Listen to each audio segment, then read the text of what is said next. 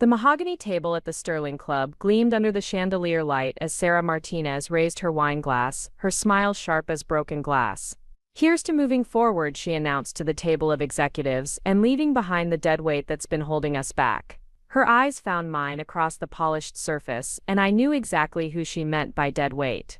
David Thompson chuckled into his bourbon, while Jessica Williams nodded approvingly, cutting into her filet mignon like she was dissecting my career.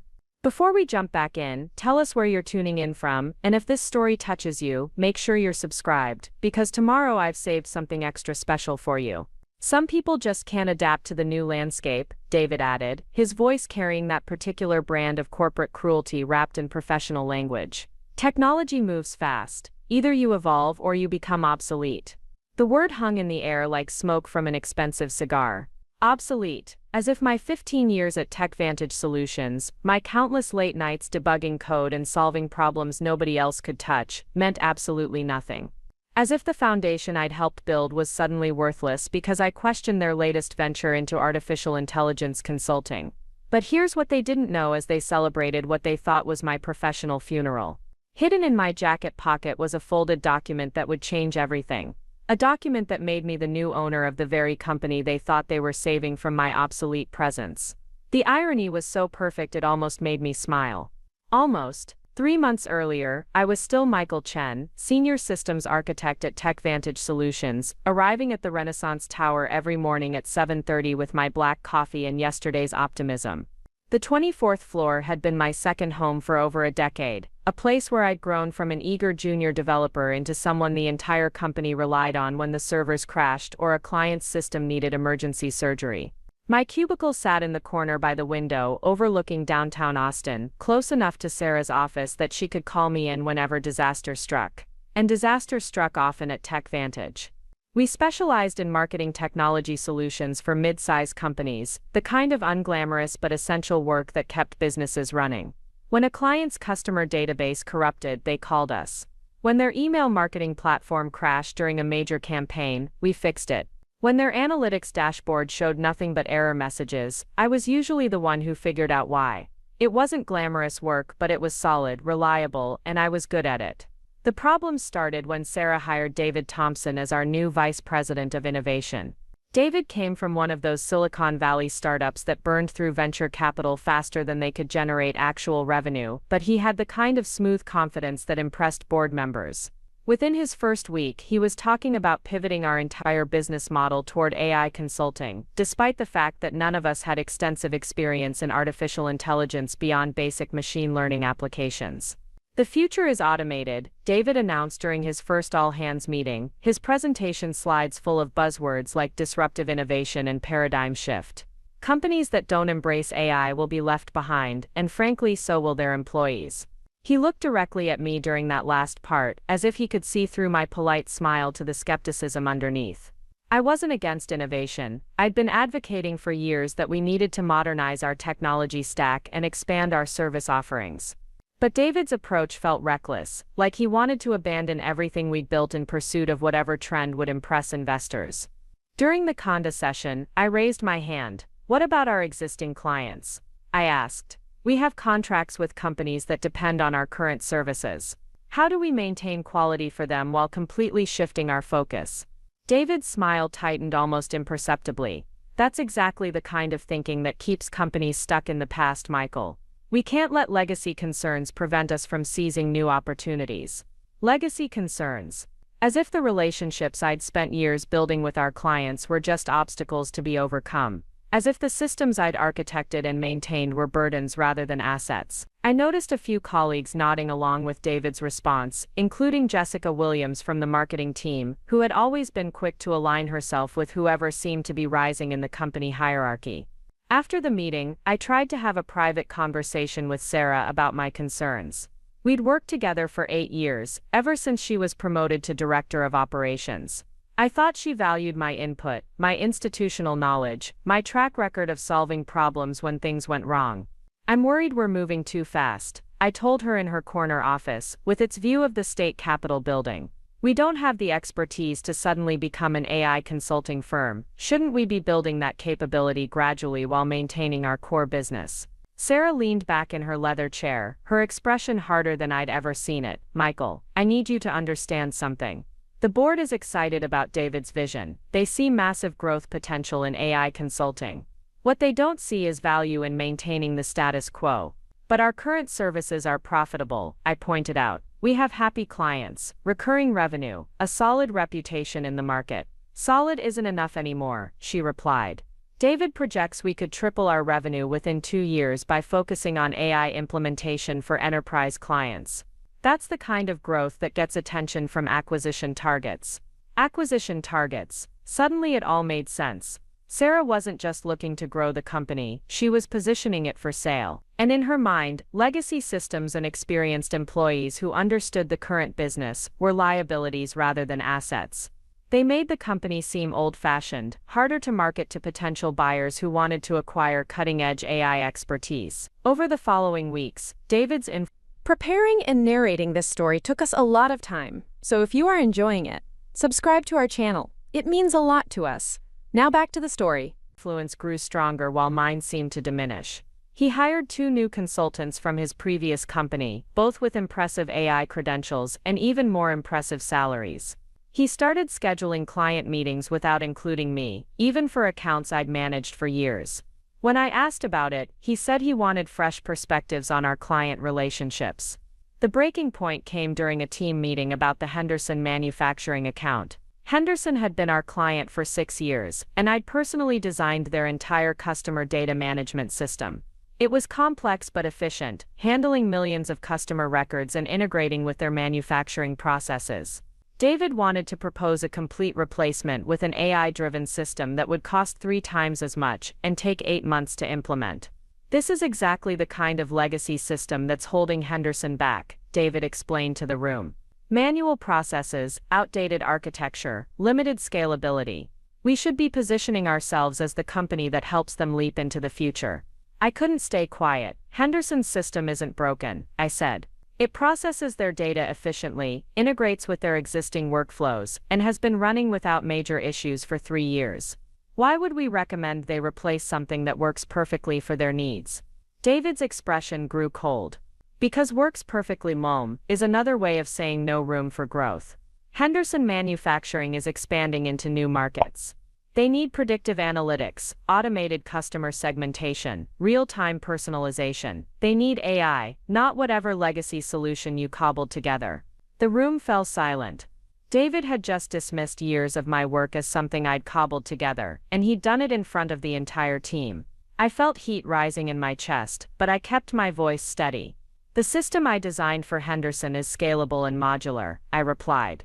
If they need predictive analytics, we can add that capability without throwing away their entire infrastructure. Good architecture doesn't become obsolete just because new technologies emerge. That's where you're wrong, David said, and now his voice carried a note of finality. Good architecture evolves or it dies. And frankly, Michael, I'm not seeing much evolution from your corner lately.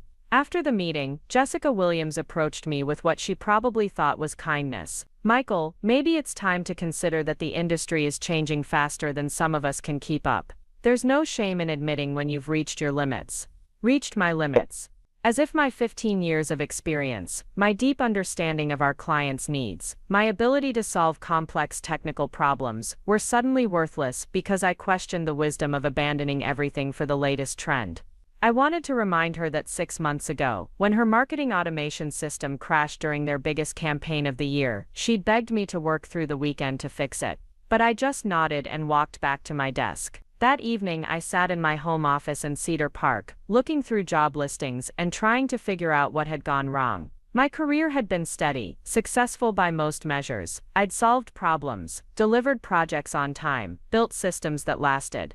But somehow that had stopped being enough. In the new economy David was describing, experience was a liability and institutional knowledge was just another way of saying resistance to change. I was updating my resume when my phone rang. The caller ID showed a number I hadn't seen in years.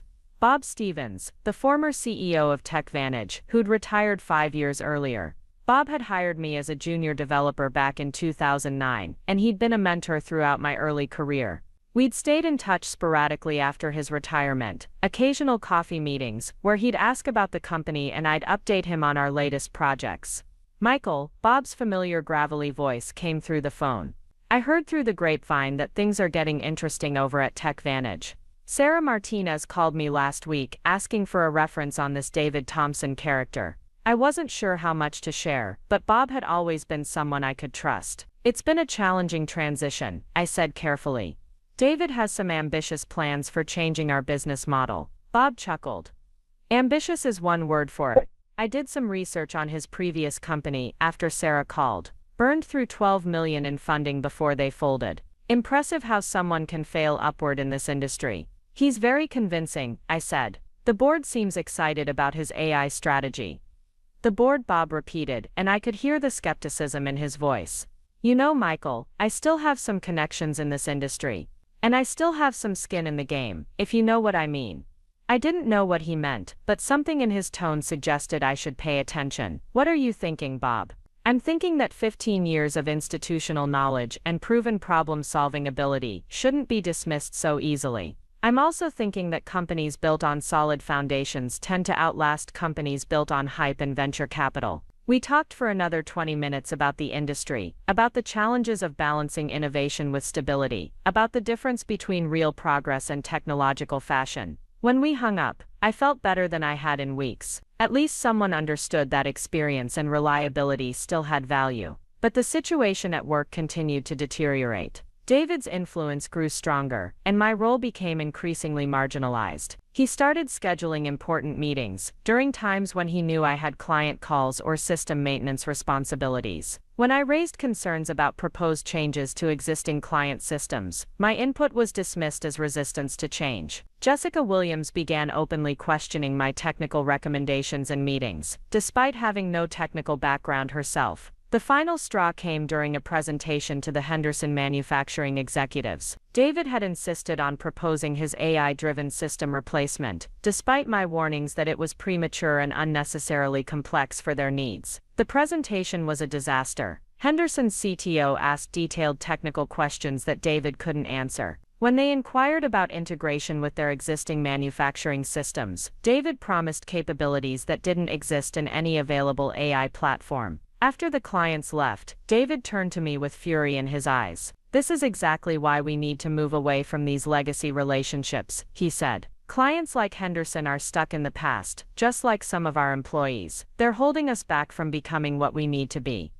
Henderson asked reasonable questions, I replied. They wanted to understand how your proposed solution would actually work with their existing systems. That's due diligence, not resistance to change. "No, Michael, that's fear of innovation. And frankly, I'm tired of having to work around your negative attitude every time we try to move this company forward." That night, Bob Stevens called me again. "I heard the Henderson meeting didn't go well," he said. I wondered how he'd heard about it so quickly, but Bob had always maintained an extensive network in the Austin tech community. "David's vision and reality don't seem to align very well," I said. "That's often the case with visionaries," Bob replied dryly. "They see the future so clearly that they forget about the present." Speaking of which, I've been thinking about our conversation last week. Would you be interested in having coffee tomorrow? There's something I'd like to discuss with you. We met at Grind Coffee House, a small shop near my apartment that served excellent espresso and stayed busy with remote workers and freelancers. Bob looked good for his 72 years, his white hair neatly trimmed, and his blue eyes still sharp behind wire-rimmed glasses. He'd always dressed simply, preferring khakis and polo shirts to the expensive suits favored by younger executives. "How bad has it gotten?" he asked after we'd settled into a corner table with our coffee.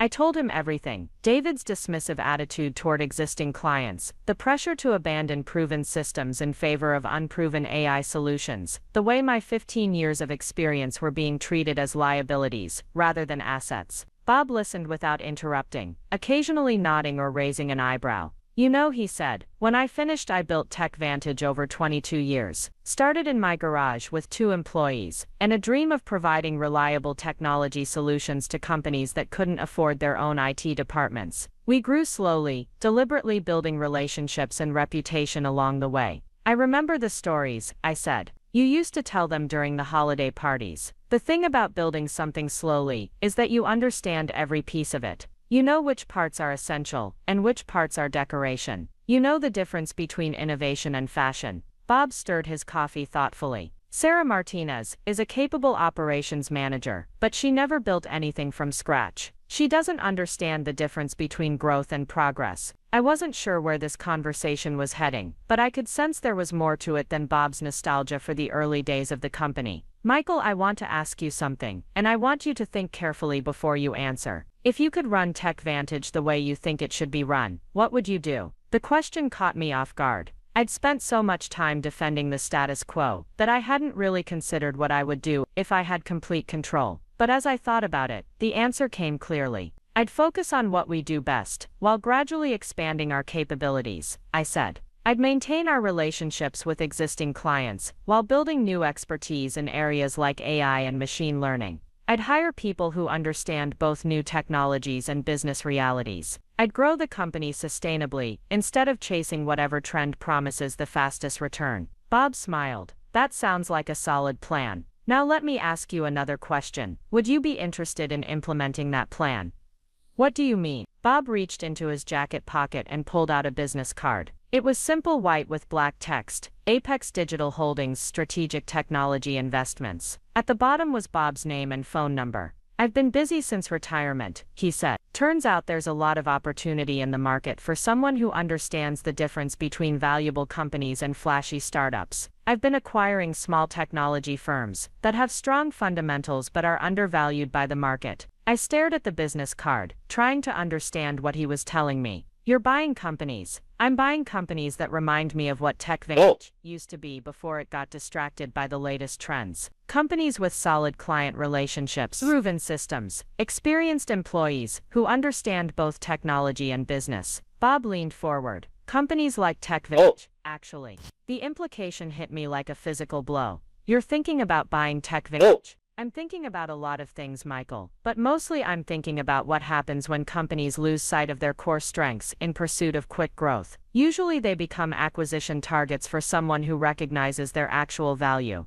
We talked for another hour about Bob's investment activities, his assessment of TechVantage's current situation, and his thoughts about the future of the technology services industry. When we parted ways, he shook my hand firmly.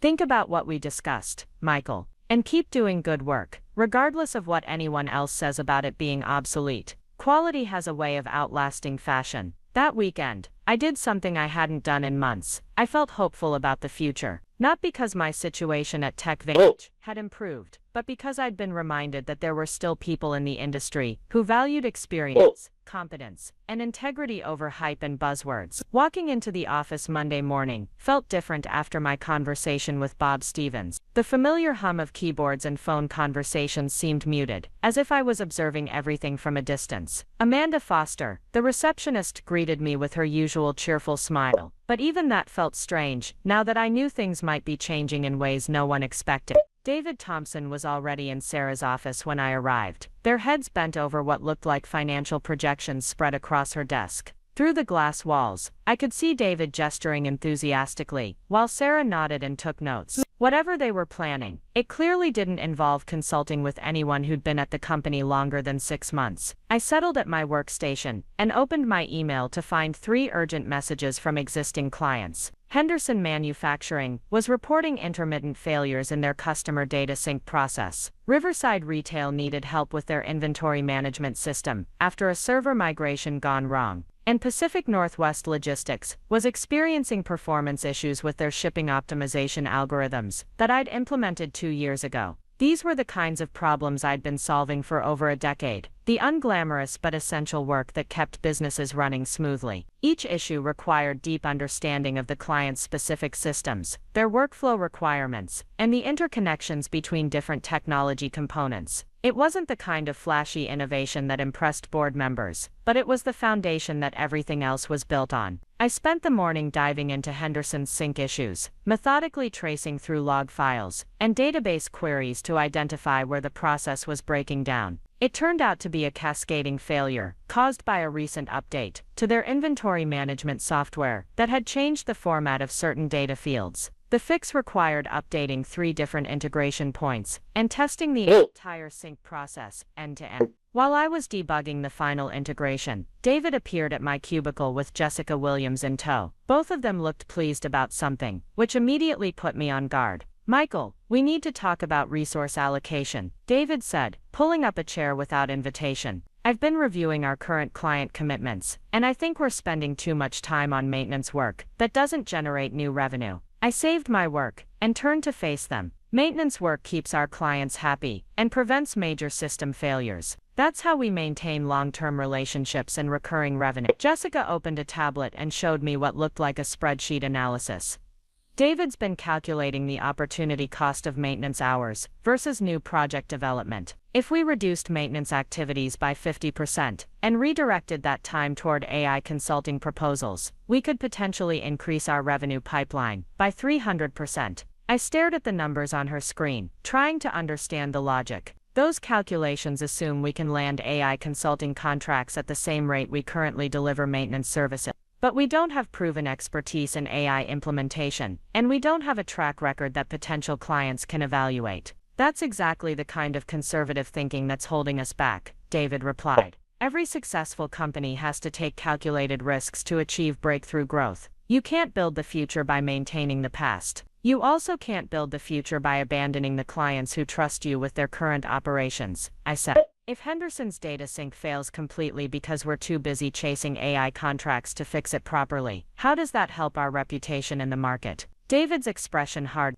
"Henderson Manufacturing represents old economy thinking, Michael. Their entire business model is based on manufacturing physical products using traditional processes. They're not going to be leaders in digital transformation, and frankly neither will we, if we keep prioritizing their needs over forward-looking opportunities." I felt something cold settle in my stomach. David wasn't just talking about shifting our service focus, he was talking about abandoning the clients who had built this company. Companies like Henderson, who had trusted us with critical business systems, and had been loyal customers for years. "What about our service level agreements?" I asked. "We have contractual obligations to maintain system uptime and provide technical support." Jessica consulted her tablet again. "We've been analyzing those contracts, and most of them have termination clauses that allow either party to exit with 60 days' notice. We could transition maintenance responsibilities to offshore providers and focus our internal resources on higher value activities." Offshore providers. I'd worked with enough outsourced maintenance teams to know how that usually ended. Critical knowledge about client systems would be lost in translation, response times would suffer, complex problems that required deep understanding of business context would be handled by people who had never spoken directly with the clients. Our clients chose us specifically because we provide personalized service and deep expertise, I said. If they wanted offshore maintenance, they could have contracted directly with those providers. They pay premium rates because they value the relationship and the quality of support. They pay premium rates because they haven't been educated about more cost-effective alternatives. David corrected. Part of being a strategic partner is helping clients optimize their technology spending, even if that means transitioning some services to more efficient providers. I realized we were having two completely different conversations. David saw client relationships as revenue optimization opportunities. I saw them as partnerships built on trust and mutual benefit. There was no common ground between those perspectives. The conversation ended with David instructing me to prepare detailed documentation for all client systems, ostensibly to improve our knowledge management processes, but clearly to facilitate the transition to offshore providers. I agreed to start the documentation, but privately I began making different plans. That evening, I called each of our major clients to schedule routine check-in meetings over the next 2 weeks. I didn't mention David's plans, but I wanted to hear directly from them about their satisfaction with our services and their concerns about their current technology infrastructure. The conversations were illuminating. Henderson Manufacturing's CTO, Maria Rodriguez, was effusive in her praise for the systems we'd built and maintained. "Your team has been incredible, Michael. We've had maybe 4 hours of total downtime in 3 years, and whenever we need modifications or enhancements, you guys understand our business well enough to implement exactly what we need." Riverside Retail's IT director James Park had similar feedback. "We looked at other providers when our contract came up for renewal last year, but nobody else could match your combination of technical expertise and business understanding. You've probably saved us hundreds of thousands of dollars by preventing major system failures and optimizing our processes." Pacific Northwest Logistics was even more direct. We consider TechVantage an extension of our internal IT team, said their operations manager Susan Chen. The level of service and expertise you provide is worth every penny we pay. We'd be lost without you. These were not clients who wanted to minimize costs by switching to offshore providers. They were businesses that understood the value of reliable, expert technical support and were willing to pay for it. They represented exactly the kind of sustainable, profitable relationships that Bob Stevens had talked about building over decades. But David Thompson saw them as obstacles to rapid growth, and increasingly so did Sarah Martinez. The next morning brought a company-wide email announcing a strategic planning retreat for the following Friday. The email sent by Sarah with David copied outlined an agenda focused on redefining our value proposition and aligning our resources with market opportunities. Translation: they were planning to formalize the shift away from maintenance services toward AI consulting. I wasn't surprised to discover that the retreat was scheduled during Henderson Manufacturing's quarterly business review, a meeting I'd been planning for 6 weeks. When I mentioned the conflict to Sarah, she suggested that Jessica Williams could handle the Henderson meeting, since it's mostly a relationship management activity anyway. The retreat was held at a conference center in the Hill Country outside Austin, far enough from the office to create a sense of importance and isolation. 23 employees gathered in a sterile meeting room with motivational posters and flip chart paper, ready to hear about the company's exciting new direction. David began with a presentation about the explosive growth in the AI consulting market. His slides were full of impressive statistics about enterprise AI adoption rates, market size projections, and case studies of companies that had achieved dramatic results through artificial intelligence implementation. It was a compelling vision of technological transformation and business growth. The global AI market is expected to reach $422 billion by 2027, David announced, clicking to a slide with exponential growth curves. Companies that establish themselves as AI implementation experts today will capture disproportionate value as this market matures. He outlined TechVantage's proposed transformation into an AI-first consulting firm, with specialized practices in machine learning, natural language processing, computer vision, and predictive analytics. The plan called for hiring 12 new consultants with advanced AI credentials, developing proprietary methodologies for AI project implementation, and targeting enterprise clients with multi-million-dollar digital transformation budgets. It was an ambitious vision, and I could see why it excited the board members and younger employees. The potential for rapid growth and industry recognition was obvious. What was less obvious was how we would acquire the expertise to deliver on these promises, or what would happen to our existing clients during the transition. When David opened the floor for questions, I raised my hand. This sounds like an exciting opportunity, but I'm concerned about the implementation timeline. How do we build AI expertise while maintaining service quality for our current clients? David's smile was patient but condescending. That's exactly the kind of either-or thinking that limits growth potential, Michael. Successful companies don't choose between old opportunities and new ones, they find ways to pursue both simultaneously. But we have finite resources, I persisted.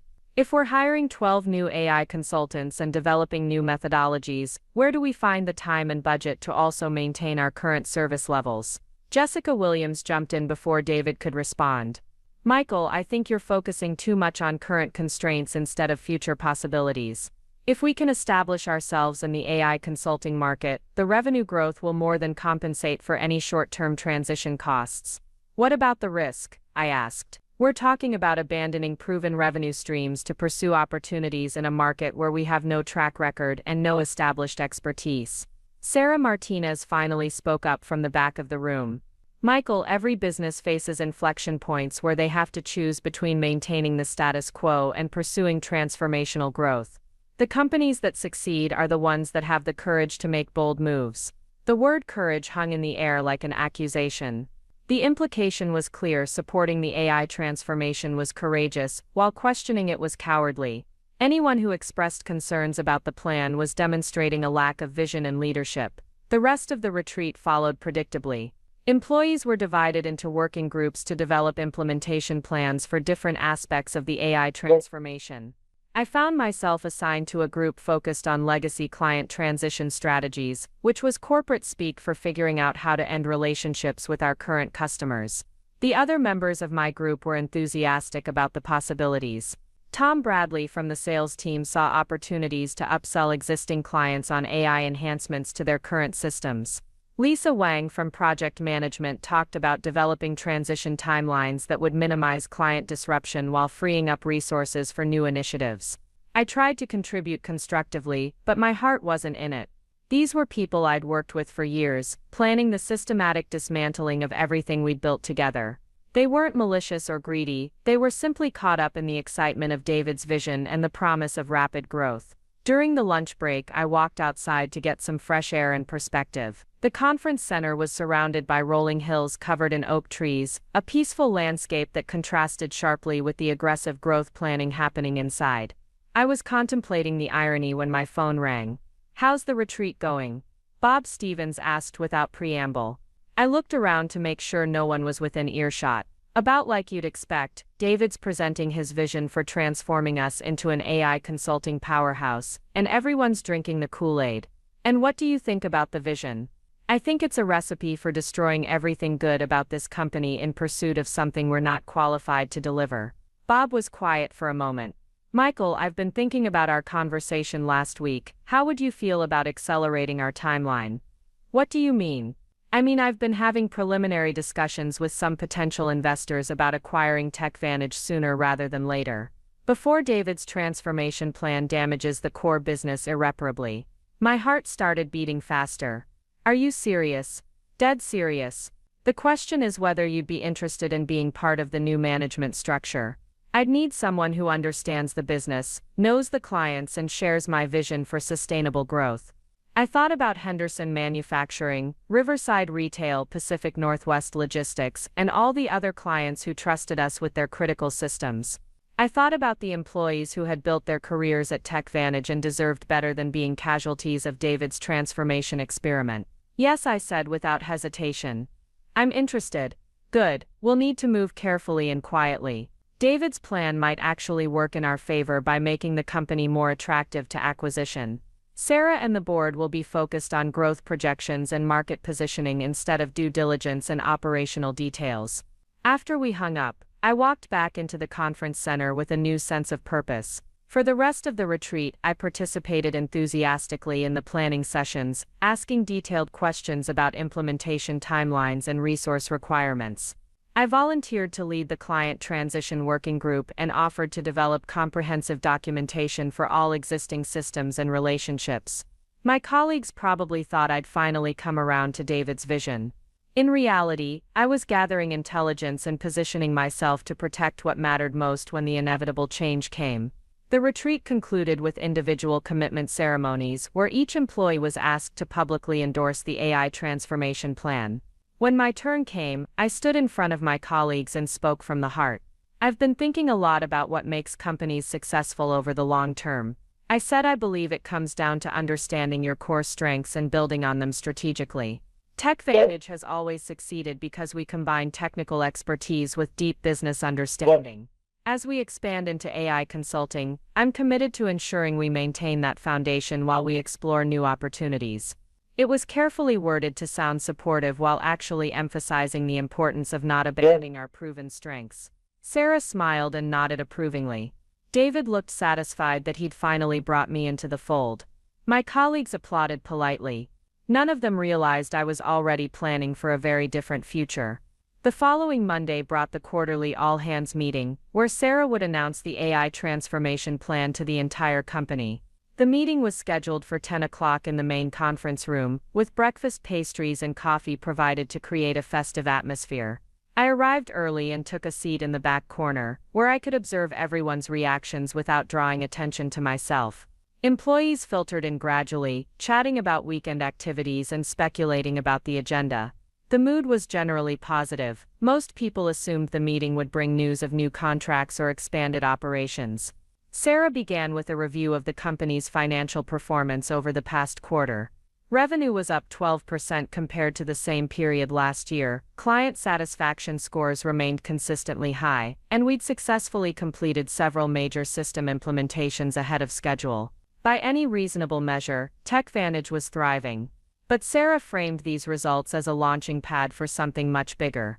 "We've built a solid foundation over the past 15 years," she said, And now it's time to use that foundation to reach the next level of growth and market impact. She introduced David Thompson as our new VP of Innovation and invited him to present his vision for the company's future. David took the stage with the confidence of someone who'd given this presentation many times before, his slides polished and his talking points rehearsed.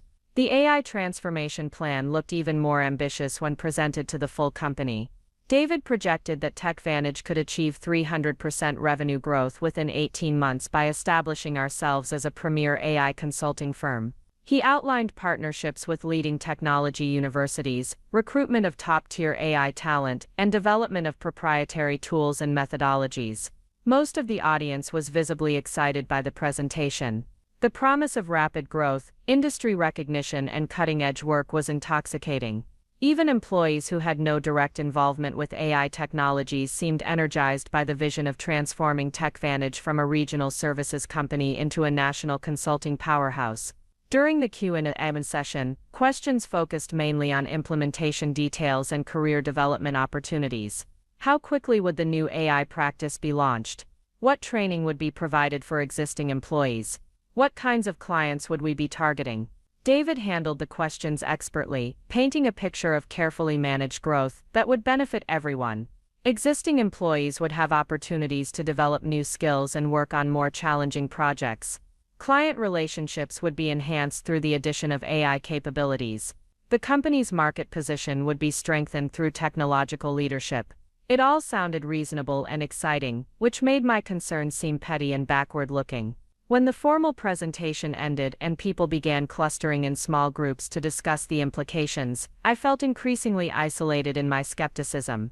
Amanda Foster, the receptionist, approached me during the networking portion of the meeting. "Isn't this exciting, Michael? I never imagined TechVantage would become an AI company. My nephew is studying machine learning at UT, and he's always talking about how AI is going to change everything." I smiled and nodded. It's definitely an ambitious vision. A lot of moving pieces to coordinate. Tom Bradley from sales joined our conversation, his enthusiasm barely contained. "I've already been thinking about which of our existing clients might be interested in AI pilots. Henderson Manufacturing could probably use predictive maintenance algorithms. Riverside Retail might want customer behavior analysis. The upsell opportunities are incredible. Have you talked to those clients about AI initiatives?" I asked, not specifically, but I know they trust our recommendations. If we position it right, they'll be excited about being early adopters of cutting-edge technology. I thought about my recent conversations with Henderson's CTO and Riverside's IT director. Neither of them had mentioned any interest in AI implementations. They were focused on reliability, efficiency, and gradual improvements to their existing systems. The idea that they would enthusiastically embrace expensive AI pilots seemed optimistic at best. But pointing that out would have made me sound negative and resistant to change, so I kept my concerns to myself. Instead, I congratulated Tom on his forward thinking and excused myself to return to my desk. The afternoon brought a cascade of follow-up emails and meeting invitations related to the AI transformation. Sarah had created a dozen different working groups to address various aspects of the transition: technology evaluation, talent acquisition, client communication, partnership development, competitive analysis, and financial planning. I was assigned to 3 different groups, presumably because of my technical background and institutional knowledge. The irony wasn't lost on me. The same experience that David considered obsolete was now essential for planning the company's transformation. Over the next several days, I attended planning meetings and contributed to strategy documents while maintaining my regular client responsibilities. It was exhausting to work on dismantling the business model that I believed in while also trying to maintain service quality for clients who depended on us. The cognitive dissonance became almost unbearable during a client transition planning meeting led by Jessica Williams. The purpose of the meeting was to develop communication strategies for explaining the AI transformation to existing clients and managing their expectations during the transition period. "We need to position this as an enhancement to our services rather than a replacement," Jessica explained to the group. "Clients should see AI capabilities as added value that makes their existing systems more powerful and efficient." Lisa Wang from Project Management raised a practical concern. "What about clients who don't want AI enhancements? Some of our smaller clients might not have the budget or technical infrastructure to support AI implementations. Jessica consulted her notes. David's analysis suggests that clients who aren't ready for AI transformation probably aren't strategic accounts for our future growth anyway. We should focus our retention efforts on clients with the budget and vision to embrace next-generation technologies. I couldn't stay quiet any longer. Some of our most loyal and profitable clients are smaller companies that value reliability and personal service over cutting-edge technology. Henderson Manufacturing, for example, has been with us for 6 years and consistently pays their invoices on time. Their systems work perfectly for their needs. Why would we risk that relationship by pushing AI solutions they don't want or need? Jessica's expression grew impatient. Michael, you're thinking about individual client relationships instead of portfolio optimization. If we retain Henderson but lose the opportunity to sign 3 new AI consulting contracts because we're spending too much time on legacy maintenance, that's a net loss for the company. But those 3 new contracts are hypothetical. I pointed out, Henderson's revenue is real, consistent, and profitable. Why would we sacrifice certain income for uncertain prospects? Because certain income from legacy services has limited growth potential. Jessica replied, AI consulting can scale exponentially. One successful enterprise AI implementation can generate more revenue than 5 years of maintenance contracts. The conversation continued in circles, with Jessica and most of the other participants viewing client relationships as inputs in a growth optimization equation, while I saw them as partnerships built on trust and mutual benefit. There was no bridging that philosophical gap. That evening, Bob Stevens called with an update on his acquisition plans. I've been talking with my investment partners and we're prepared to make a formal offer within the next few weeks. The timing might actually be perfect, with all the excitement about AI transformation. How so? I asked. Sarah's projections for AI revenue growth will make TechVantage look incredibly attractive to potential buyers. But the actual business fundamentals, solid client relationships, recurring revenue, experienced staff are what make it valuable to me. I can buy the growth story at a premium and then focus on the sustainable assets. I told Bob about the client transition planning meetings and the growing pressure to abandon maintenance services in favor of AI consulting. He listened thoughtfully, occasionally asking questions about specific clients or financial projections. Michael, I need you to do something for me, he said when I finished. I need detailed information about client satisfaction, contract terms, and revenue stability. The kind of operational data that won't be highlighted in Sarah's growth presentations.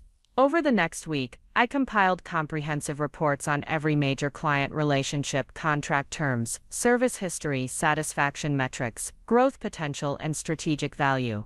It was the kind of analysis I'd wanted to do for years but had never had time for, and the results were revealing.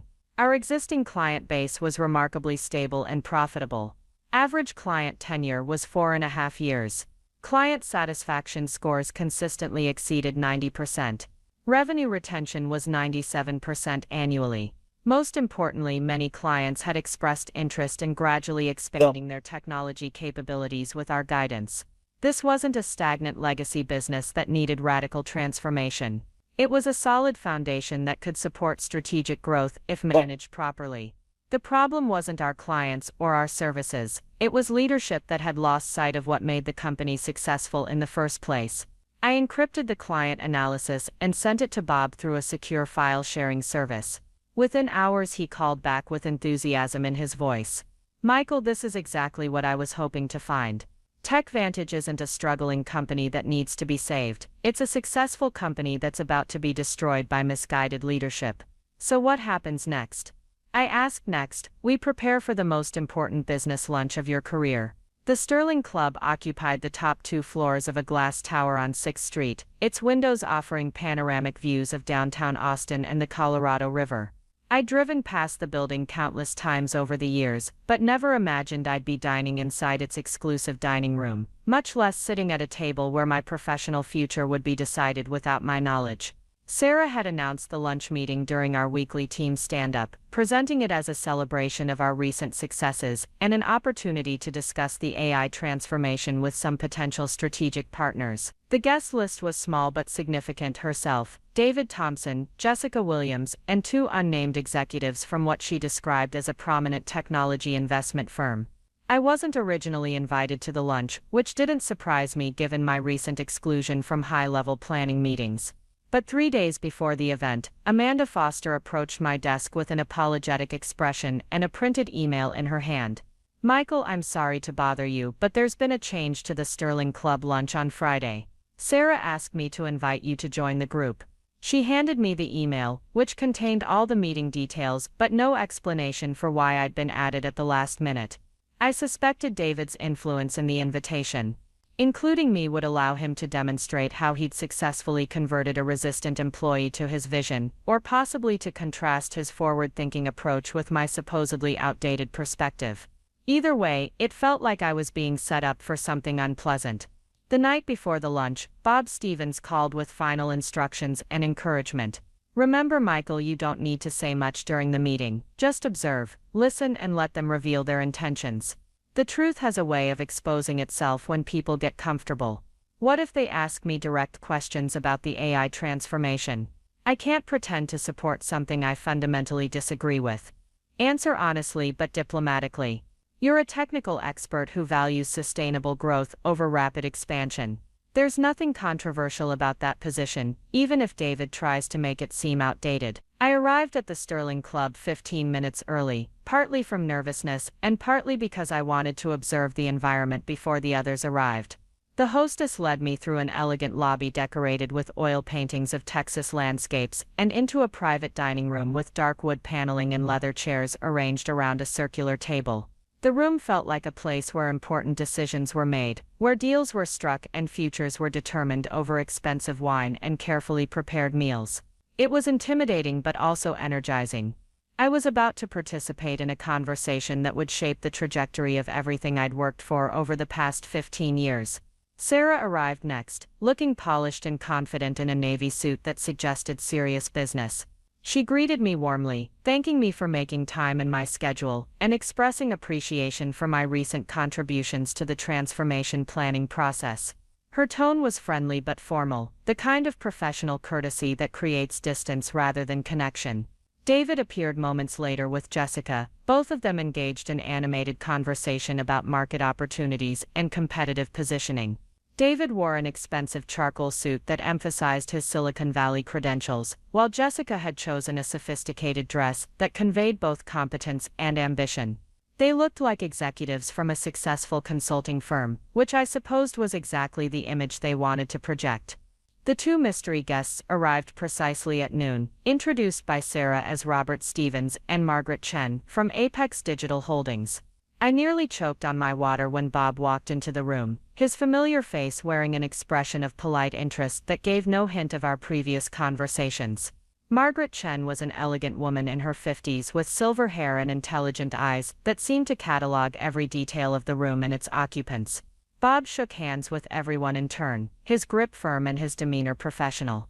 When he reached me, he smiled pleasantly and said, "Michael Chen, is it? I look forward to learning more about your role in the company's technical operations." His performance was flawless. No one in the room would have suspected that we'd spoken dozens of times over the years, much less that we'd been planning this meeting for weeks. Margaret Chen proved equally adept at maintaining professional neutrality, while asking perceptive questions about TechVantage's business model and growth trajectory. Sarah began the lunch with a presentation about TechVantage's evolution from a regional technology services company to an emerging leader in AI consulting.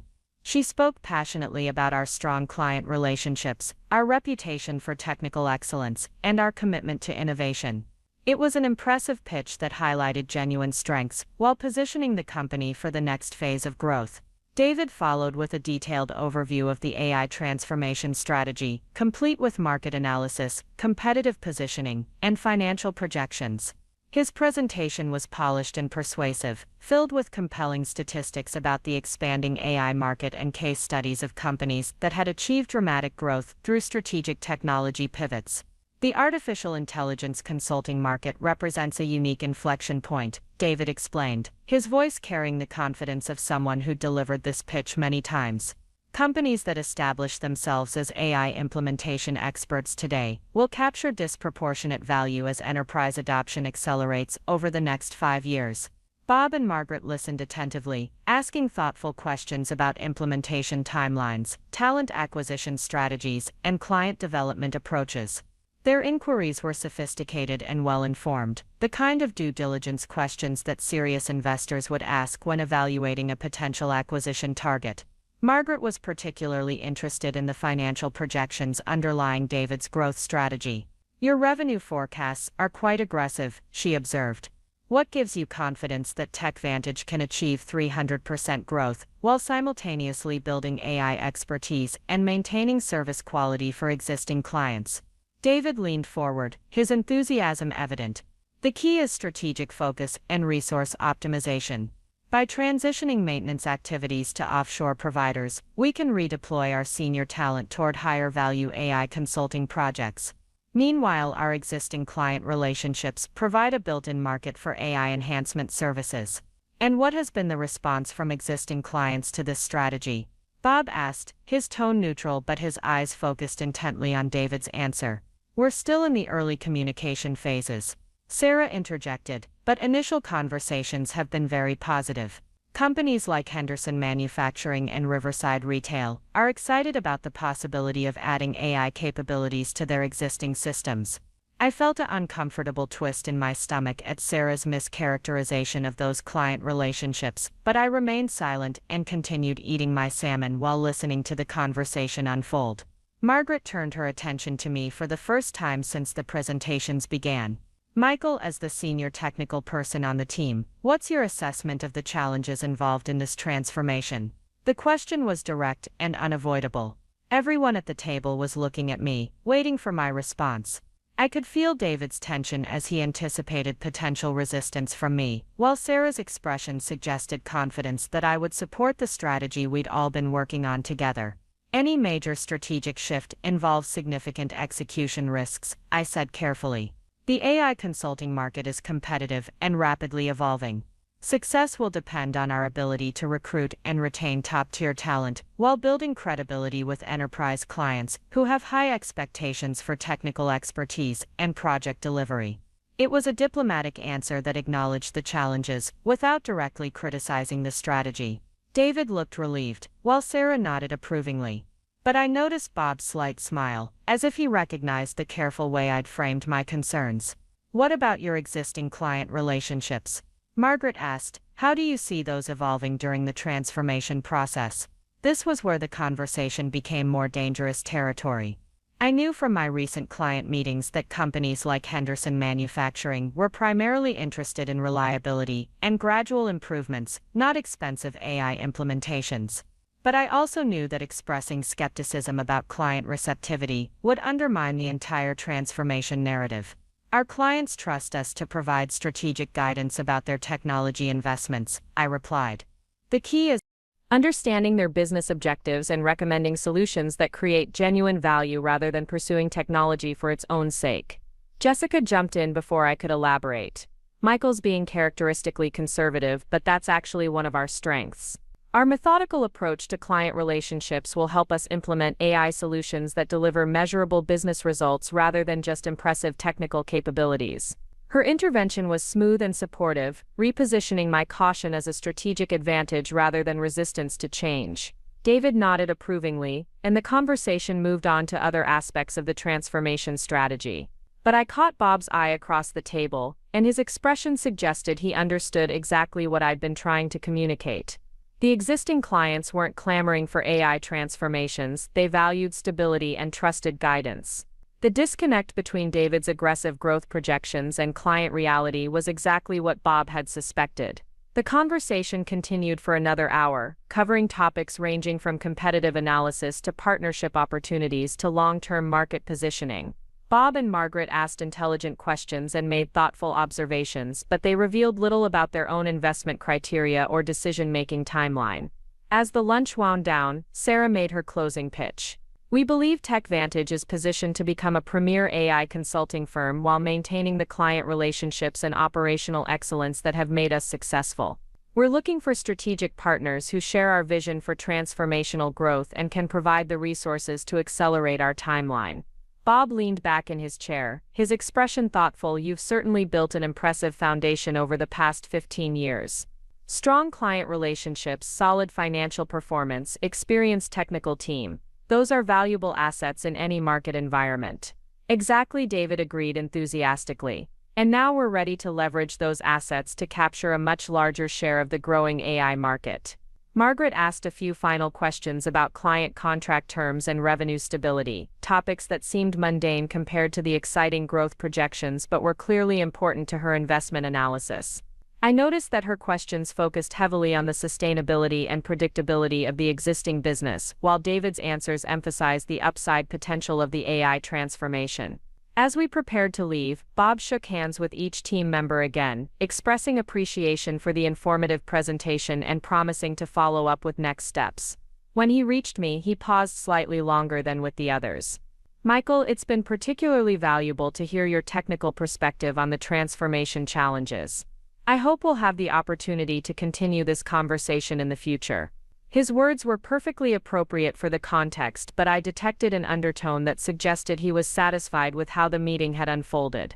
Margaret Chen echoed his sentiment, thanking everyone for their time and expressing interest in learning more about TechVantage's strategic plans. After Bob and Margaret left, our team remained in the private dining room for a brief debrief. Sarah was clearly energized by the meeting, interpreting the investors' questions and comments as signs of serious interest.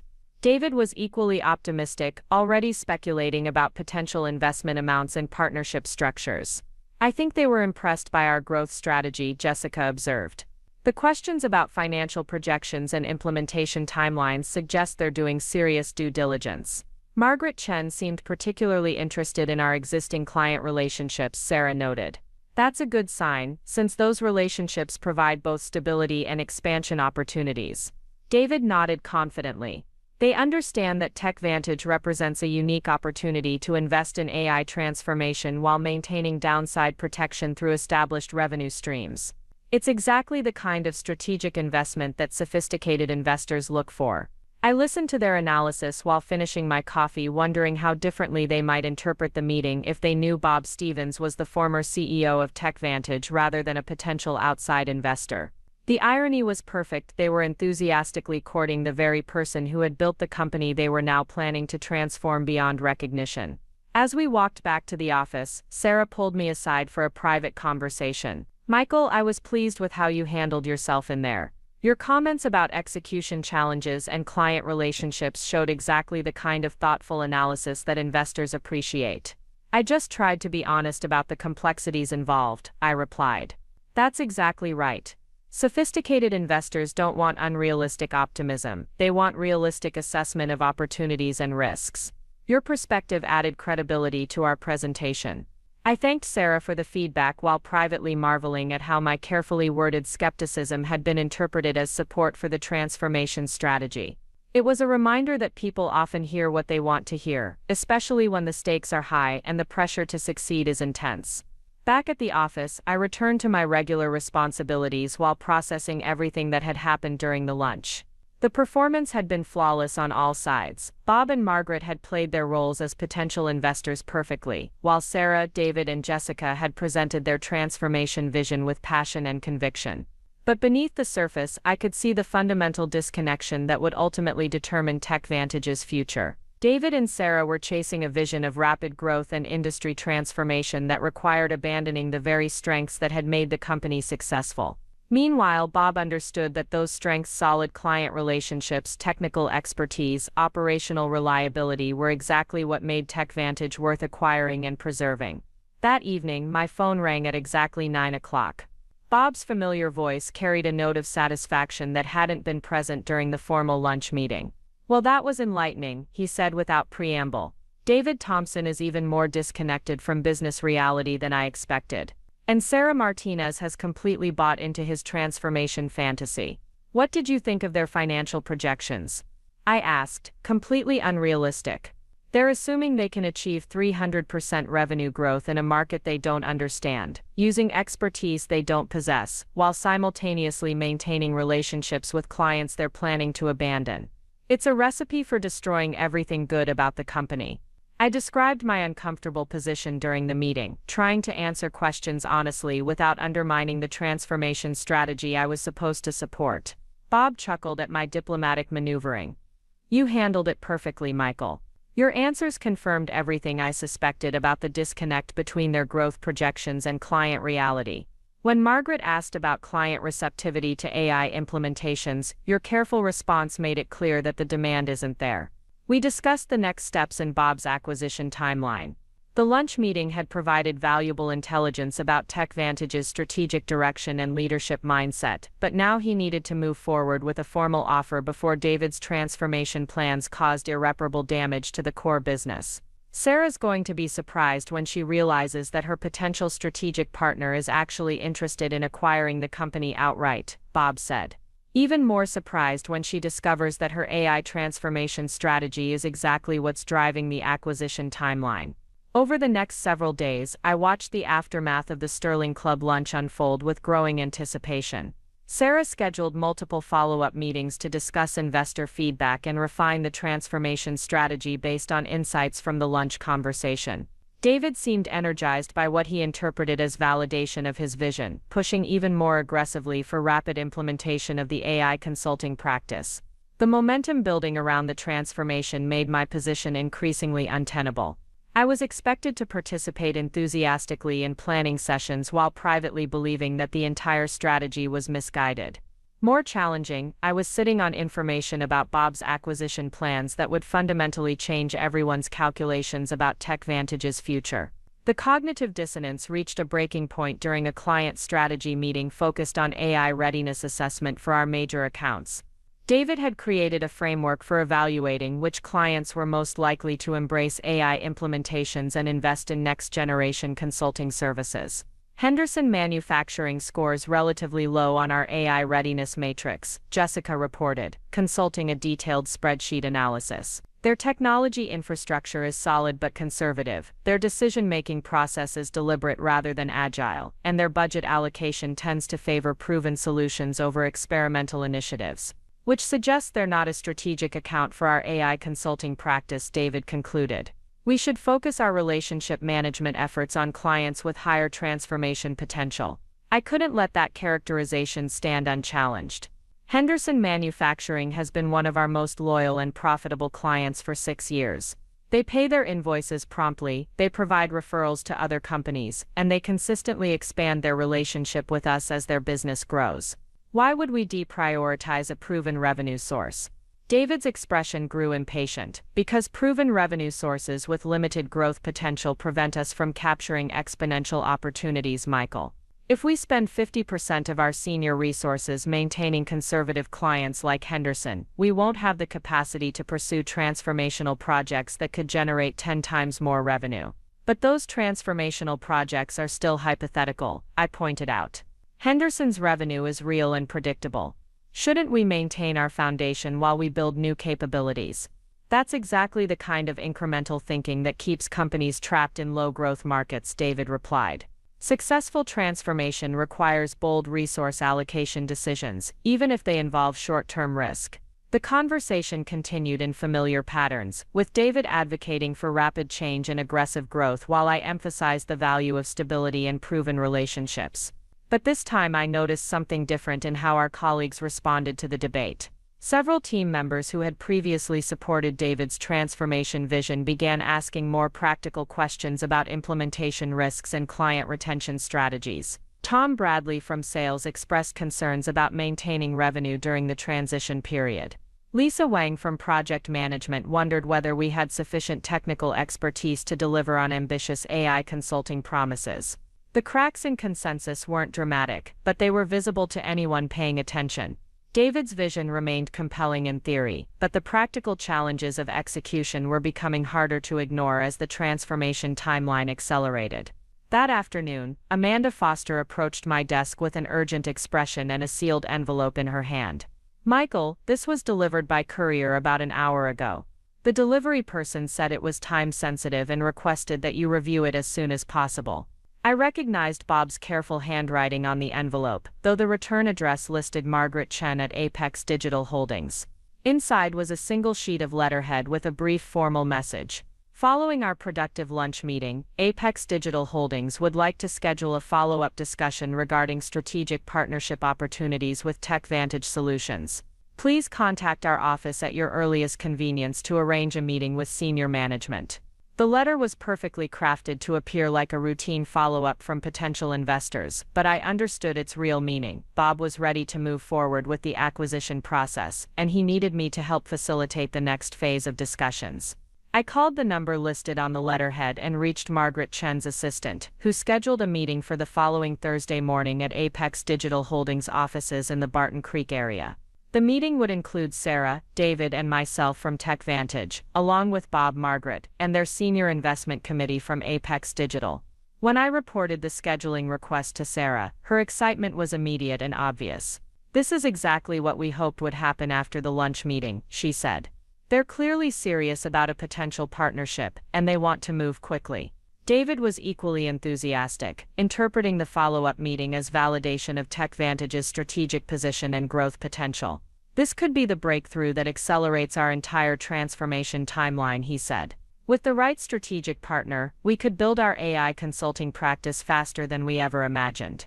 Neither of them questioned why the investors specifically requested my attendance at the follow-up meeting, despite my relatively junior position in the company hierarchy. They assumed it reflected their recognition of my technical expertise and institutional knowledge, which was partially true but not for the reasons they imagined. As Thursday approached, I felt the weight of carrying so many secrets and competing loyalties. I was about to participate in a meeting where my colleagues would discover that their potential strategic partner was actually planning to acquire their company, fundamentally changing everything they thought they knew about TechVantage's future. The transformation strategy they'd spent months developing would become irrelevant overnight. The AI consulting practice they'd planned to build would be replaced by Bob's vision of sustainable growth and client-focused service delivery. Most importantly, the leadership structure they'd assumed would continue indefinitely was about to be completely reorganized. But I also felt a sense of anticipation and relief. After months of watching David's misguided transformation plans gain momentum, I was finally going to see a different vision for TechVantage's future implemented. A vision that valued the company's core strengths and respected the relationships that had made us successful. The irony was perfect. Sarah and David thought they were courting investors who would fund their ambitious transformation plans, when in reality they were about to meet the person who would preserve everything they were planning to abandon. The Apex Digital Holdings office occupied a sleek building in the Barton Creek Business District, its modern glass facade reflecting the rolling hills that surrounded Austin's western suburbs. As our car pulled into the visitor parking area, I could see Sarah checking her presentation notes one final time while David adjusted his tie and reviewed talking points on his phone. They radiated the confident energy of executives about to close an important deal. Jessica had remained at the office to handle client calls and coordinate follow-up activities, leaving the three of us to represent TechVantage in what everyone assumed would be a crucial partnership negotiation. The irony of the situation wasn't lost on me. We were driving to a meeting where Sarah and David would discover that their carefully planned transformation strategy was about to become completely irrelevant. The lobby was understated but elegant, with polished concrete floors and contemporary artwork that suggested serious business conducted without unnecessary ostentation. A receptionist directed us to the elevator bank, where we rode silently to the 7th floor, each lost in our own thoughts about the meeting ahead. Margaret Chen greeted us in a conference room with floor-to-ceiling windows overlooking the Barton Creek Greenbelt. She was impeccably dressed in a charcoal suit that conveyed authority without arrogance, her silver hair styled in a way that emphasized competence and experience.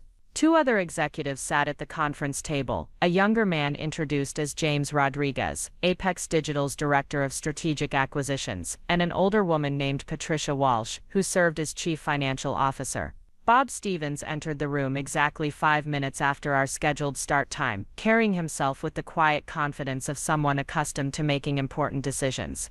He wore a navy suit that was expensive but not flashy, and his greeting was warm but professional. Nothing in his demeanor suggested any prior relationship with me or special knowledge of TechVantage's internal dynamics. Thank you for making time in your schedules, Bob began, settling into his chair at the head of the table. After our lunch at the Sterling Club, we've been having extensive discussions about TechVantage and the opportunities we see in your market position. Sarah leaned forward slightly, her expression attentive and eager. We're excited to explore how a strategic partnership could accelerate our transformation timeline and expand our market reach. Bob nodded thoughtfully. Your transformation plans are certainly ambitious. The AI consulting market represents significant growth potential for companies that can execute successfully. But we've been particularly impressed by the foundation you've built over the past 15 years: strong client relationships, consistent profitability, experienced technical team. David's enthusiasm was immediate. Those assets provide the perfect launching pad for our AI practice. Our existing clients trust our recommendations, which gives us a built-in market for AI enhancement services. Meanwhile, our technical expertise provides credibility when we approach new enterprise clients. Patricia Walsh consulted a tablet and looked up with a slight frown. We've been analyzing your financial projections for the AI transformation, and we have some concerns about the assumptions underlying your growth estimates. Specifically, the timeline for achieving 300% revenue growth seems optimistic given the competitive landscape and expertise requirements. Sarah's confidence didn't waver. We understand it's an aggressive timeline, but we believe bold goals require bold action. The AI consulting market is expanding rapidly, and companies that establish themselves early will capture disproportionate value. James Rodriguez leaned back in his chair, his expression skeptical. But establishing credibility in AI consulting requires demonstrated expertise and successful project implementations. How do you plan to compete with established consulting firms that have been building AI capabilities for years?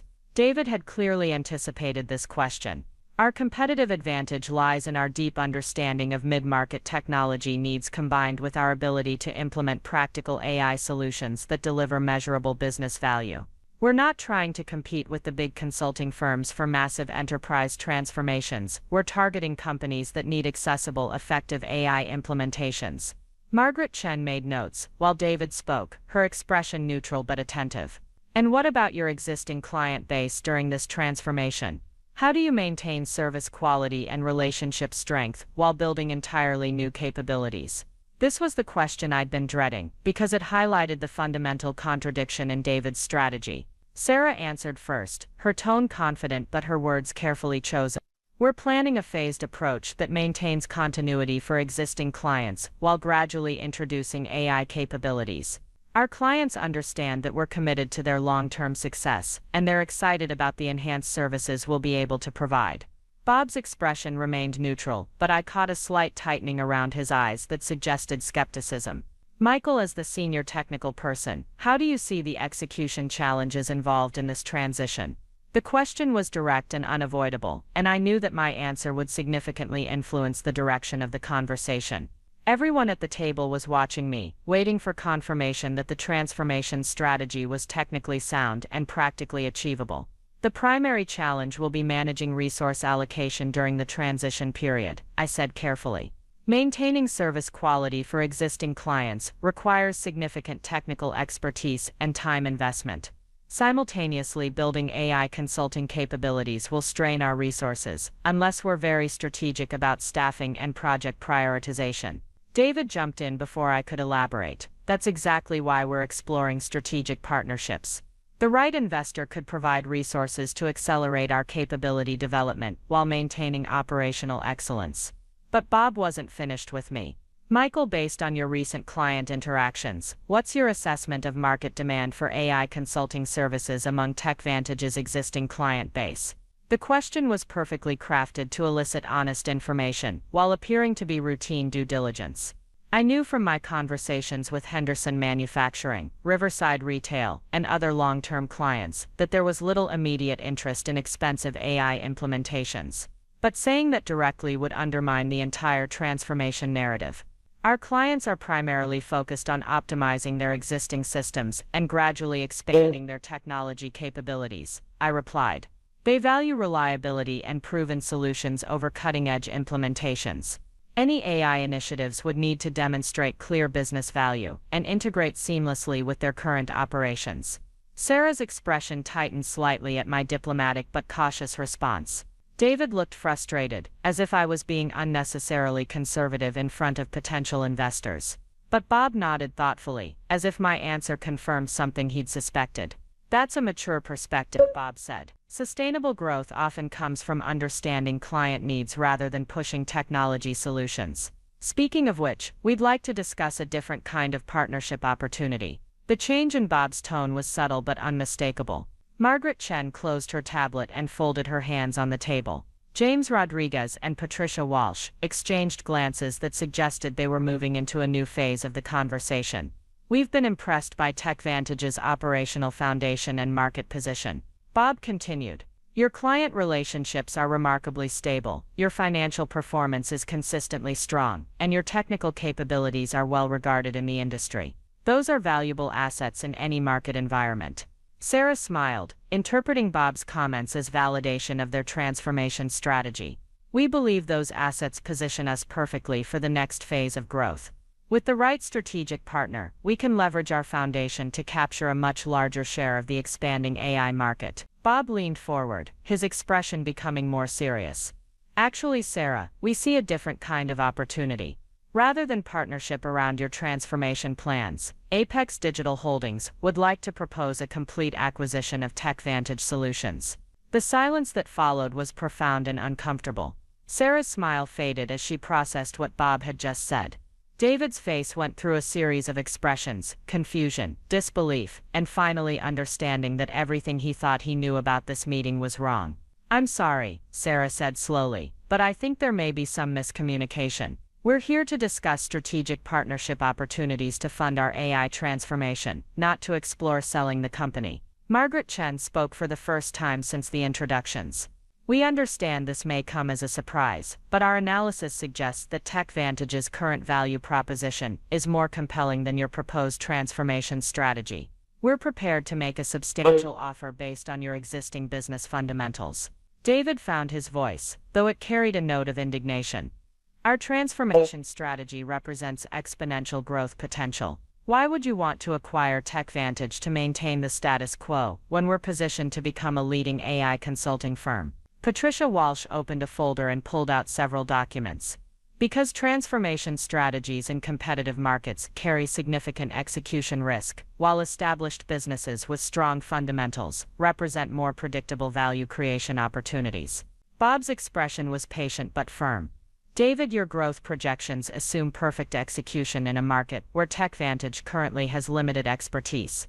Meanwhile, your existing business generates consistent profits, maintains excellent client relationships, and operates in a stable market segment. From an investment perspective, preserving and optimizing that foundation is more attractive than pursuing speculative transformation. The conversation that followed was tense and revealing. Sarah demanded to know why Apex Digital had misrepresented their intentions during the initial lunch meeting. David argued passionately that the AI transformation represented TechVantage's best opportunity for long-term growth and competitive differentiation. But Bob and his team were well prepared for these objections. They presented detailed financial analysis showing that TechVantage's current business model was significantly more valuable than David's transformation projections suggested. They outlined acquisition terms that would provide substantial returns for existing shareholders while preserving the company's core strengths. Most importantly, they revealed their vision for TechVantage's future under new ownership: gradual expansion of technical capabilities, strategic investments in client relationship development, and sustainable growth that built on proven strengths rather than chasing market trends. Our goal is to help TechVantage become the best version of itself, Bob explained, rather than transforming it into something completely different. As the meeting progressed, I watched Sarah and David grapple with the reality that their carefully planned transformation strategy was being dismissed by serious investors who understood the technology industry. Their confident assumptions about market demand and execution capability were being challenged by people with extensive experience evaluating technology companies. The breaking point came when James Rodriguez asked a direct question about client retention during the AI transformation. Based on your current client contracts and satisfaction metrics, what percentage of existing revenue do you expect to retain while building your AI consulting practice? David's answer was confident but vague. We anticipate minimal client attrition because we're positioning AI capabilities as enhancements to existing services rather than replacements. But Michael just indicated that your clients are primarily focused on reliability and proven solutions, James pointed out. How do you reconcile that with your assumption that they'll embrace expensive AI implementations? The contradiction was impossible to ignore, and David's attempt to explain it only made the disconnect more obvious. Sarah tried to support his position, but her arguments sounded increasingly hollow when confronted with the practical realities of client relationships and market dynamics. Finally, Bob turned to me with a question that changed everything.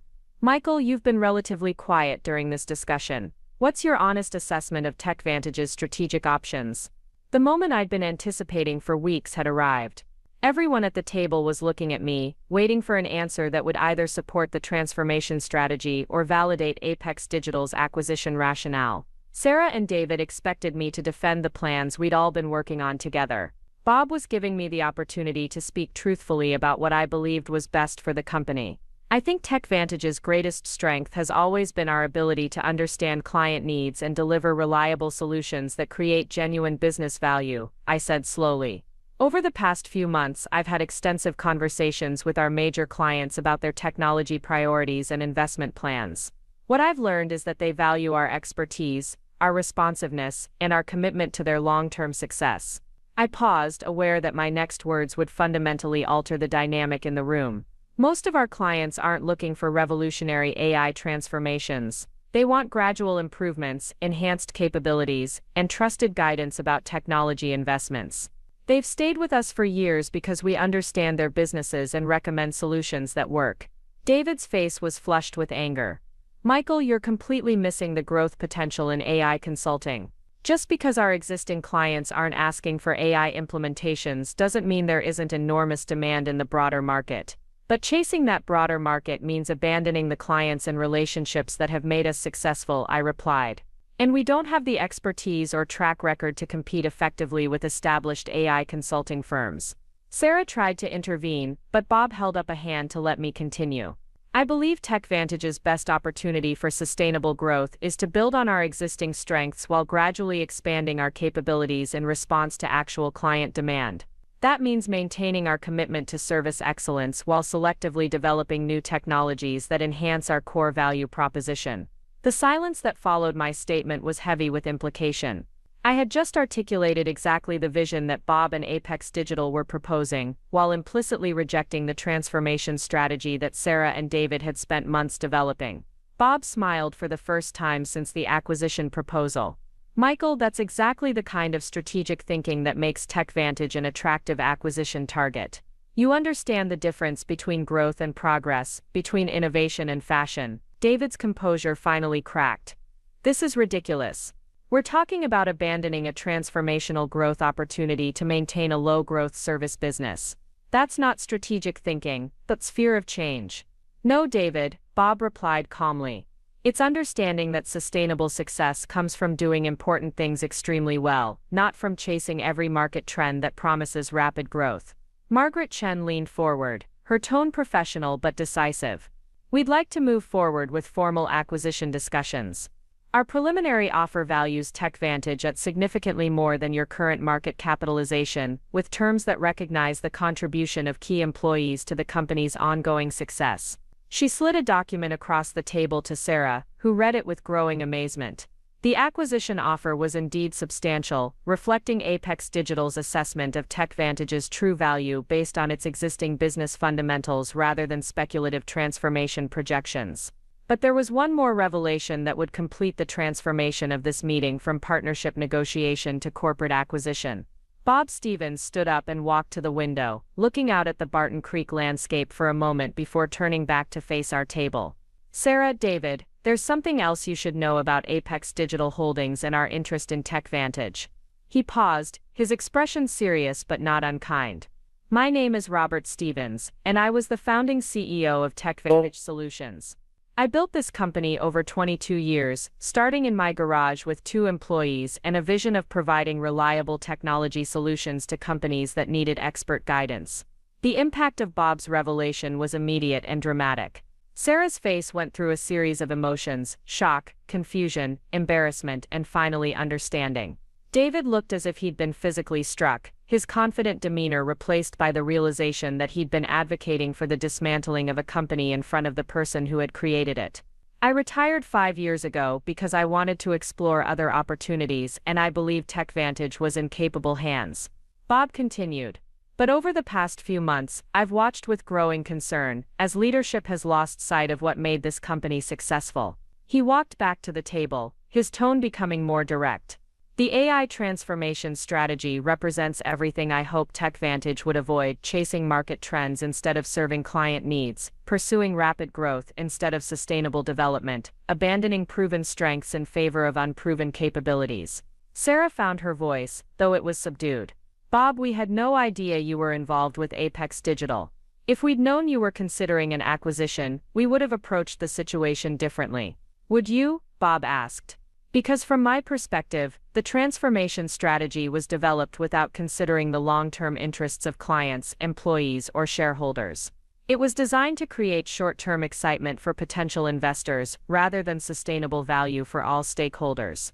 David's anger was now mixed with defensiveness. The technology industry is evolving rapidly. Companies that don't adapt to new market realities get left behind. We were trying to position TechVantage for long-term competitiveness. By abandoning the clients who have made us profitable for 15 years.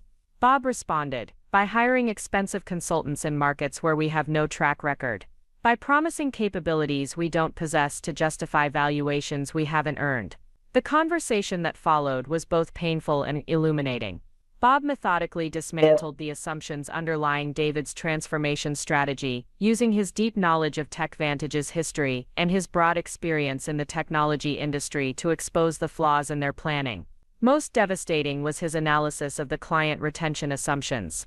Bob had maintained relationships with several TechVantage clients after his retirement, and he knew firsthand that companies like Henderson Manufacturing and Riverside Retail valued stability and proven expertise over cutting-edge innovation. David, you've been planning to transition maintenance responsibilities to offshore providers so you can focus on AI consulting. Bob said, but those maintenance relationships are exactly what differentiates TechVantage from larger consulting firms. When clients trust you with their critical systems, they also trust your recommendations for strategic improvements. As the meeting progressed, it became clear that Bob's acquisition offer represented not just a financial transaction but a rescue mission. He was proposing to save TechVantage from a transformation strategy that would have destroyed its core value proposition while failing to establish sustainable new revenue streams. The formal acquisition discussions that followed were swift and decisive. Bob's offer was generous enough to provide substantial returns for existing shareholders while ensuring continuity for employees and clients. More importantly, his vision for TechVantage's future aligned with the company's proven strengths and market position. Sarah accepted the acquisition proposal with a mixture of relief and resignation. She recognized that Bob's financial offer was more attractive than the uncertain prospects of David's transformation strategy, and she understood that his industry experience made him a more credible steward of TechVantage's future. David was less gracious in defeat. He argued until the end that the AI transformation represented a missed opportunity for exponential growth, but his protests carried little weight when confronted with Bob's detailed analysis of market realities and execution risks. The meeting concluded with handshakes and commitments to begin formal due diligence processes, but the real conclusion had come earlier when Bob revealed his identity and his vision for preserving what made TechVantage successful. As we drove back to the office, the car was silent except for the hum of traffic and the quiet sounds of Sarah and David processing what had just happened. Their carefully planned transformation strategy had been replaced by an acquisition that would preserve the company's existing strengths while providing resources for gradual, sustainable growth. For me, the meeting represented the culmination of months of careful planning and strategic positioning. I had helped Bob understand TechVantage's current situation while maintaining my professional obligations to Sarah and David. Now I would have the opportunity to help guide the company's future in a direction that honored its history while embracing appropriate innovation. The irony was perfect. David's dismissive attitude toward obsolete thinking had led directly to the preservation of everything he wanted to abandon.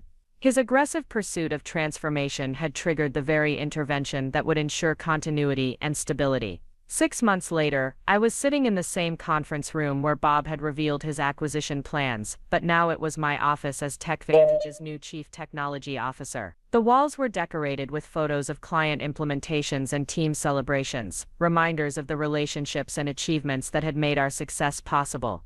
Henderson Manufacturing had just signed a 3-year contract extension, including gradual enhancements to their data management systems that incorporated machine learning algorithms, where they made practical sense. Riverside Retail was expanding their relationship with us to include inventory optimization tools that used predictive analytics to improve their supply chain efficiency. These weren't the revolutionary AI transformations that David had envisioned, but they were exactly what our clients needed. Practical improvements that built on proven foundations while incorporating new technologies where they created genuine value. Bob had kept his promise to preserve TechVantage's core strengths while investing in sustainable growth. We'd hired 3 new developers with machine learning expertise, but they worked alongside our existing team rather than replacing them. We'd expanded our service offerings to include data analytics and automation consulting, but these capabilities enhanced our existing client relationships rather than requiring us to abandon them. Most importantly, we'd maintained the culture of client service and technical excellence that had always differentiated TechVantage from larger, more impersonal consulting firms. Our clients continued to trust us with their critical systems because they knew we understood their businesses and cared about their long-term success. David Thompson had left the company shortly after the acquisition, accepting a position with another startup that promised him the opportunity to build an AI consulting practice from scratch. Jessica Williams had initially been skeptical of the changes, but had eventually embraced her expanded role in client relationship management under the new ownership structure. Sarah Martinez had stayed on as Chief Operating Officer, working closely with Bob to implement the gradual growth strategy that balanced innovation with stability. She'd admitted privately that the acquisition had been the best possible outcome for everyone involved, even though it hadn't been what any of us had originally planned. The lesson I'd learned from the entire experience was that true innovation comes from understanding what works and building on it thoughtfully, not from abandoning proven strengths in pursuit of market trends. Companies succeed over the long term by serving their clients exceptionally well, not by chasing whatever promises the fastest growth. As I looked out the window at downtown Austin, I reflected on how different things might have been if David's transformation strategy had been implemented. TechVantage would probably have lost most of its existing clients while struggling to establish credibility in the AI consulting market. The company that Bob had built over 22 years would have been destroyed in pursuit of a vision that sounded exciting but ignored fundamental business realities. Instead, we were stronger than ever, profitable, growing, and positioned for sustainable success in a rapidly changing industry. We'd proven that experience and institutional knowledge weren't obsolete, they were the foundation that made smart innovation possible. The business lunch where I'd been called obsolete had become the moment when that supposed obsolescence revealed itself as exactly what the company needed to thrive. The Austin Tech Summit was held every October at the convention center downtown, drawing hundreds of technology professionals from across Texas for 3 days of presentations, networking events, and industry discussions. This year marked my first appearance as a keynote speaker, invited to discuss sustainable growth strategies in the rapidly evolving technology services sector. Standing backstage in the green curtain area, I could hear the conference moderator introducing my presentation, Digital Transformation Without Losing Your Foundation, Lessons from TechVantage Solutions. The irony wasn't lost on me that 18 months ago, David Thompson would have been the obvious choice to represent our company at an event like this, while I would have been considered too conservative and backward-thinking for such a platform. The audience that greeted me as I walked onto the stage was a mix of startup founders, established business leaders, and technology professionals trying to navigate the competing pressures of innovation and stability. Many of them were facing the same challenges that TechVantage had wrestled with: how to embrace new technologies and market opportunities without abandoning the core strengths that had made them successful. I began my presentation with a question that had shaped my entire career. How many of you have been told that your experience, your institutional knowledge, or your commitment to proven practices makes you obsolete in today's fast-moving technology landscape? Nearly half the hands in the audience went up, and I could see recognition in their faces. These were seasoned professionals who had built successful careers by solving real problems and delivering reliable results, only to find themselves marginalized in an industry that often confused innovation with disruption. 18 months ago, I was sitting in a business lunch where colleagues dismissed my concerns about aggressive transformation plans as obsolete thinking. I continued. They saw my 15 years of client relationships and system maintenance experience as obstacles to rapid growth rather than assets to be leveraged. I told the story of TechVantage's near transformation, carefully anonymizing the details but preserving the essential lessons about the difference between sustainable innovation and reckless change. The audience was engaged and responsive, particularly when I described the moment when Bob Stevens revealed his identity and his vision for preserving what worked while building thoughtfully on proven foundations. The lesson isn't that change is bad or that new technologies should be avoided, I explained. The lesson is that successful transformation builds on existing strengths rather than abandoning them. Companies that thrive over decades understand the difference between growth and progress, between innovation and fashion. During the Q&A session that followed, the questions revealed how widespread these challenges had become across the technology industry. Startup founders asked about balancing investor pressure for rapid scaling with the need to build sustainable business models. Established company leaders wanted to know how to evaluate new technology trends without falling victim to every market fad. One question came from a woman in her 40s who introduced herself as the CTO of a financial services technology firm. We're facing pressure from our board to pivot toward blockchain and cryptocurrency solutions, even though our core business in traditional banking technology is profitable and growing. How do you resist transformation pressure when it's coming from the top? Her situation was remarkably similar to what I'd experienced with David's AI transformation plans, and I could see the frustration in her expression as she described the disconnect between board expectations and operational realities. The key is demonstrating that preservation of core strengths and selective innovation aren't mutually exclusive, I replied. You need to show how building incrementally on proven foundations can achieve sustainable growth while reducing execution risk. Most boards respond well to strategies that balance upside potential with downside protection. After the presentation, I was approached by dozens of conference attendees who wanted to continue the conversation about sustainable transformation strategies. Many of them shared stories of companies that had destroyed themselves pursuing aggressive pivots, or careers that had been damaged by leaders who confused experience with obsolescence. One conversation particularly stood out. A senior systems architect from a Dallas-based consulting firm described how his company had abandoned their profitable government contracting business to chase commercial AI opportunities, only to discover that they lacked the expertise and market relationships to compete effectively in the new space. We lost 80% of our revenue within 6 months, he said, his voice carrying the weariness of someone who had watched preventable failure unfold in real time.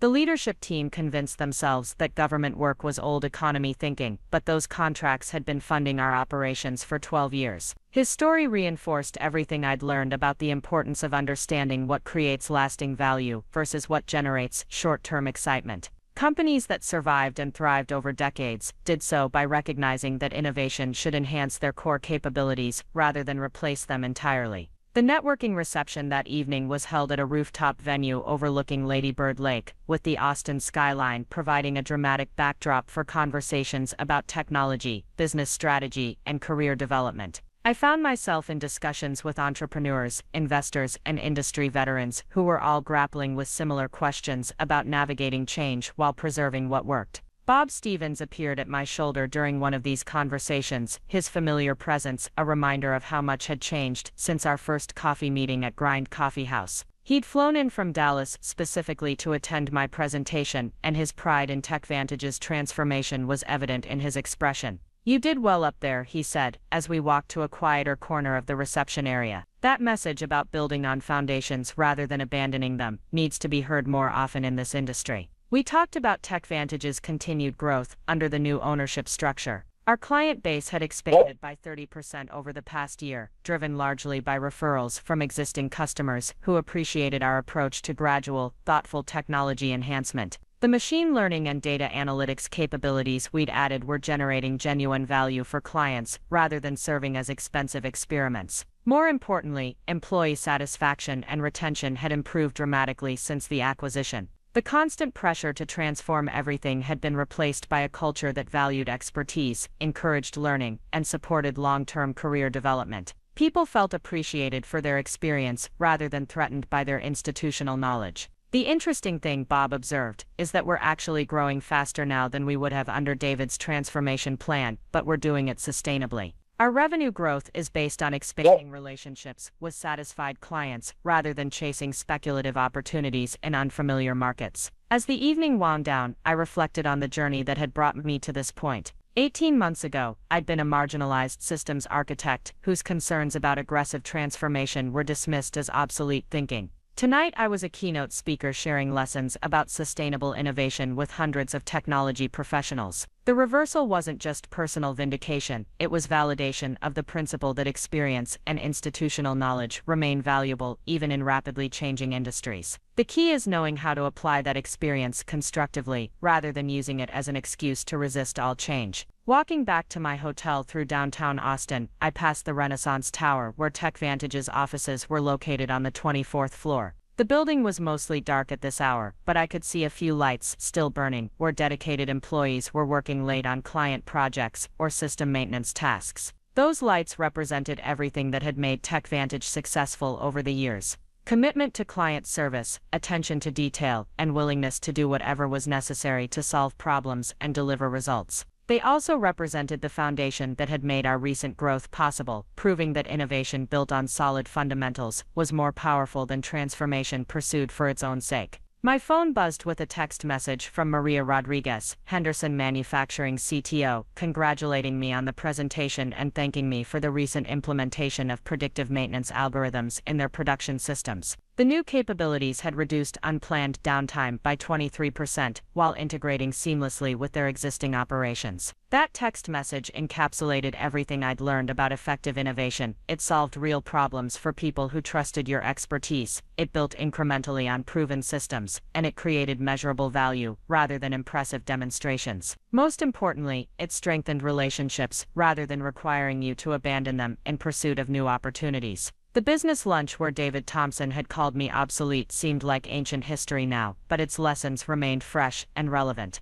The experience had taught me that being dismissed as outdated or resistant to change often means you're asking the right questions about sustainability, execution risk, and long-term value creation. It had also shown me that true leadership sometimes means preserving what works, while others are eager to tear everything down and start over. The courage to defend proven principles in the face of transformation pressure is just as important as the vision to embrace beneficial change when it makes strategic sense. As I reached my hotel and prepared for the flight back to Austin the next morning, I felt grateful for the unexpected path that had led me to this point. The skills and experience that David had considered obsolete had proven to be exactly what TechVantage needed to navigate a complex and rapidly changing industry landscape.